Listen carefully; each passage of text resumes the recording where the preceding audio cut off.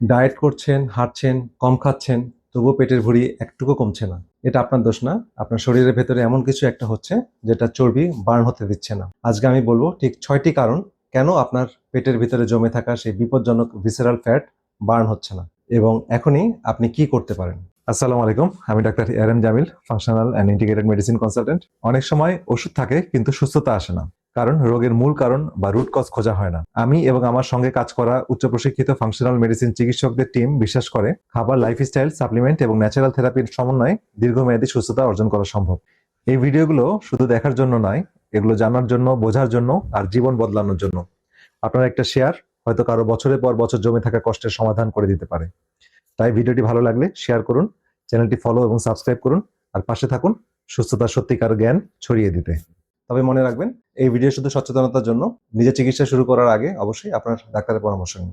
তো চলুন আমরা মূল ভিডিওতে যাই। তো পেটের গভীরে লিভার আর অন্ত্রের চারিদিকে যে চর্বি জমে সেটাই ভিসেরাল ফ্যাট। এটা শুধু দেখতেই খারাপ না, এটা সরাসরি হার্ট অ্যাটাক, ডায়াবেটিস আর প্রদাহের ঝুঁকি বাড়ায়। এবং এই চর্বি সাধারণত ডায়েটে সহজে কমে না, কারণ এটা হরমোনের সাথে গভীরভাবে জড়িত। তো ৬টি কারণ আমি বলছি, যে ৬টি কারণের ফলে আপনার শরীরে এই ভিসেরাল ফ্যাটগুলো জমে যাচ্ছে। তো ভিসেরাল ফ্যাটগুলো হচ্ছে, আমি যেটা বললাম, যে আপনি পেটের উপরে চামড়ায় টান দিলে যে হয়, পেটের মধ্যে চামড়ায় ধরছেন, সেটা কিন্তু সাবকিউটেনিয়াস, চামড়ার নিচের ফ্যাট। আর ভিতরের যে ফ্যাটটা, যেটা দেখা যায় না, যেটা নিয়ে আমি কথা বলছি, ভিসেরাল ফ্যাট, সেই ফ্যাটটা বাড়ার কারণ, সেটি কিন্তু আজকের মূল বিষয়। তো ৬টি কারণে এই ভিসেরাল ফ্যাট বাড়ে।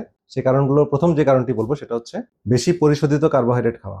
যেমন চিনি, ময়দা, বিস্কুট, ফলের জুস, এগুলো সরাসরি লিভারে চর্বি হিসেবে জমে থাকে। তো এই চর্বি পরে ভিসেরাল ফ্যাটে পরিণত হয়। তো এটা সমাধান হচ্ছে প্রক্রিয়াজাত কার্বোহাইড্রেটের পরিবর্তে আপনার আমাদের প্রচুর পরিমাণে শাকসবজি, প্রোটিন এবং স্বাস্থ্যকর চর্বি খেতে হবে। দ্বিতীয় যে কারণ সেটা হচ্ছে কোল্ড ড্রিঙ্কস বা অ্যালকোহল খাওয়ার যে অভ্যাস। তো কোল্ড ড্রিঙ্কসে ফ্রুক্টোজ থাকে, যেটা শুধু লিভারেই প্রক্রিয়া হয়, তাই এটা সবচেয়ে দ্রুত পেটে চর্বি জমায়। অ্যালকোহলও লিভারকে ব্যস্ত রাখে, শরীর চর্বি বার্ন করার সুযোগই পায় না। ৩ নম্বর হচ্ছে ঘুম কম হওয়া। তো সবচেয়ে বেশি চর্বি বার্ন হয় ঘুমের মধ্যে, অর্থাৎ ঘুমিয়ে ঘুমিয়ে আপনি আপনার চর্বি বার্ন করতে পারেন। তো ঘুম যদি কম হয়, তাহলে শরীরে কর্টিসল লেভেল বেড়ে যায়, গ্রোথ হরমোন কমে আসে, ফলে শরীর আবার চর্বি জমাতে শুরু করে। প্রতি রাতে ৭ থেকে ৮ ঘন্টা ভালোভাবে যদি ঘুমাতে পারি, তাহলে আমাদের ওজন এমনি কমে আসবে। ৪ নম্বর যে কারণ বলবো সেটা হচ্ছে সয়াবিন বা সিড অয়েল।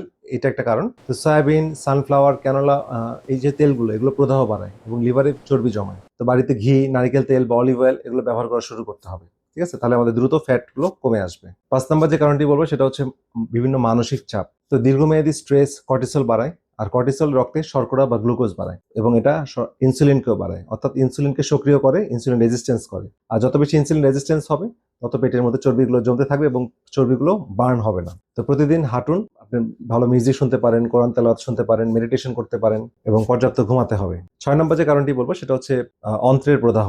আমাদের গাটের মধ্যে যে ইনফ্লামেশন হয়, সেটা একটা অন্যতম কারণ। পেট ফোলা, আইবিএস বা কোষ্ঠকাঠিন্য, এই জাতীয় সমস্যা যদি থাকে, তাহলে এটা অন্ত্রের প্রদাহের একটা অন্যতম কারণ।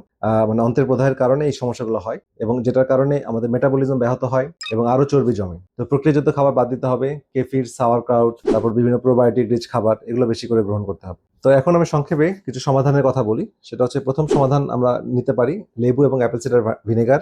আমাদের লিভারকে পরিষ্কার করে, এটা আমরা নিয়মিত গ্রহণ করতে পারি। ২ হচ্ছে ইন্টারমিডিয়েট ফাস্টিং আমাদের করতে হবে, অর্থাৎ দীর্ঘ সময় না খেয়ে থাকার অভ্যাস। সারাদিনে ৬ ঘন্টার মতো, ৬ থেকে ৮ ঘন্টা খাবো, বাকি সময়টা না খেয়ে থাকবো। এর মধ্যে আমরা বিভিন্ন অ্যালকালাইন ওয়াটার বা মিনারেল যুক্ত পানি এটা আমরা খেতে পারি, বা লেবু চা, রং চা, হ্যাঁ, বা চিনি ছাড়া চা খেতে পারি। এবং খাবারের মাঝে স্ন্যাক্স বন্ধ করতে হবে। ৩ নম্বর যে বিষয়টা করতে হবে সেটা হচ্ছে প্রতিদিন হাঁটতে হবে, ভালো ঘুমাতে হবে এবং যেটার মাধ্যমে আমাদের কর্টিসল লেভেল কমে আসবে। ৪ নম্বর হচ্ছে গ্রিন টি, আদা চা, ঠিক আছে, এবং আমাদের বিভিন্ন মশলা চা, হ্যাঁ, এগুলো আমাদের মেটাবলিজম বাড়ায়। দারুচিনি, এগুলো আমাদের মেটাবলিজম বাড়াতে সাহায্য। ৫ নম্বর যে বিষয়টা বলবো সেটা হচ্ছে আমাদের ব্যায়াম করতে হবে। সেটা আমাদের high intensity exercise, weight lifting, হ্যাঁ, বডি বিল্ড আপের জন্য এক্সারসাইজ, এগুলো করলে আমাদের মাসেল গুলো গ্রো করে।